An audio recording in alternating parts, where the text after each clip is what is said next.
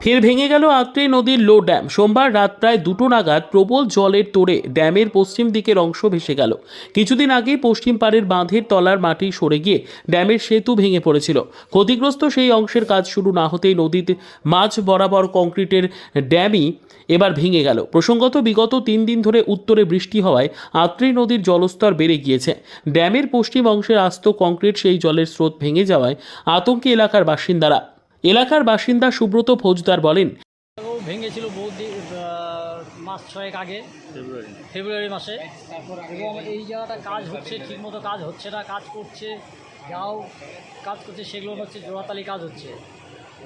আর এই যে কন্ট্রাক্টর এসে, এই কন্ট্রাক্টর যে কাজগুলো করছে, সাইডে গার্ডওয়াল করছে, গার্ডওয়ালটা পাইলিং করছে, পাইলিং করে যে কাজগুলো টুকটাক ভালোই হচ্ছে।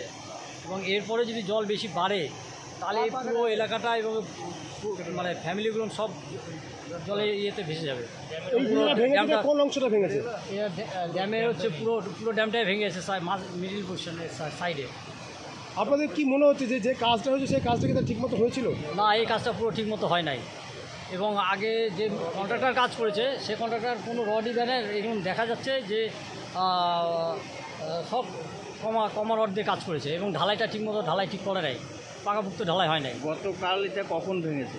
গতকাল রাত্রি 2টো থেকে মোটামুটি জল বাড়ার পরেই এটা ভেঙে পড়ে।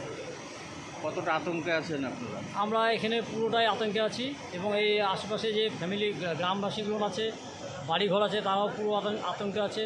এর থেকে যদি জল বেশি বাড়ে তাহলে এই পুরো এলাকাটাই ভেঙে চলে যাবে, জলে তলায় চলে যাবে। কি নাম আপনার? আমার নাম সুব্রত ফৌজদার।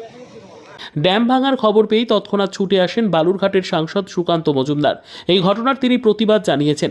তিনি বলেন, আত্রেই নদীর ওপর কংক্রিট নির্মিত লো ড্যাম ভেঙে পড়ার পর সরাসরি ঘটনাস্থলে পৌঁছে সম্পূর্ণ পরিস্থিতি পর্যবেক্ষণ করলাম এবং নদীর পাশে বসবাসকারী মানুষজনের সঙ্গে কথা বললাম।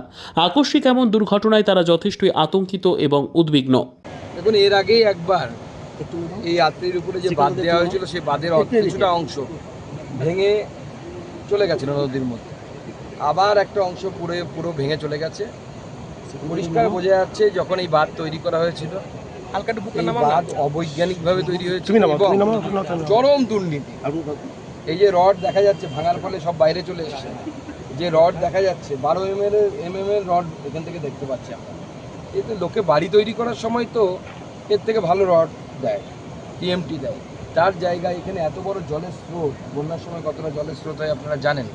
সেই জলের স্রোত, কারণ আপনি বাংলাদেশ হয়ে আমাদের জেলাতে ঢুকছে কুমারগঞ্জের ওখান থেকে, তো সেই জলের স্রোতকে আটকানোর জন্য কত ভালো কাজ হওয়া দরকার, সেই কাজ কিচ্ছু হয়নি। চরম দুর্নীতি হয়েছে এবং তৃণমূল কংগ্রেস নেতারা এখান থেকে কাটমানি খেয়েছে।